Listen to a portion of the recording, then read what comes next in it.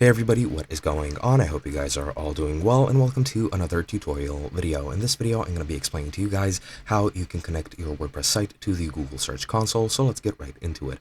Now, I won't be able to show you everything since I don't have the opportunity to use plugins or modify any DNS records, and I don't have the Google Search Console myself, so I can't really show you guys everything since I can't edit the HTML. However, I'll be showing you guys as specific as I can using my own words, so let's get right into it. Now, the first thing I recommend you do is go to the plugins marketplace, and if you don't have it already, you should install the Site Kit by Google, which is this plugin right here. Just install it. It comes with analytics, the Search Console, AdSense, and speed by itself, and it is very useful if you're planning on using Google tools for your website.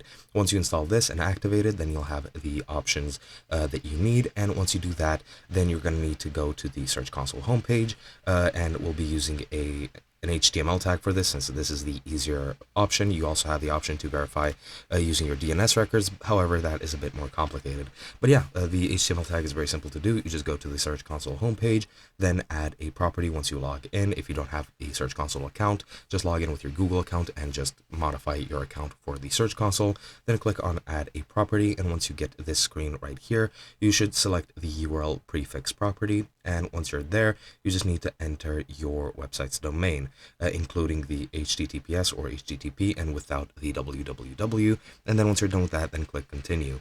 Then you'll have the option to either download an HTML file, which you can upload on your site, or you can scroll down and click on HTML tag to install it via HTML tag, which I do think is the simpler option. Once you're there, just click on this and you'll get something along the lines of this. Just copy over this meta tag that you see here, and then we're going to go over into our site. Here, you're going to need to go into Tools and Marketing on your WordPress site, or Jetpack and Settings if you're using WP Admin. And then once you're there, just go click on the Traffic tab, then go into Site Verification Services and search for the Google box, which is this over here. Then just enter the meta tag that you copied previously, and then click the Save Settings button, and that should be it. Then you just need to return to the Search Console and click Verify, and that is pretty much all you need to do. Hope you guys enjoyed, and I'll be seeing you guys in another video.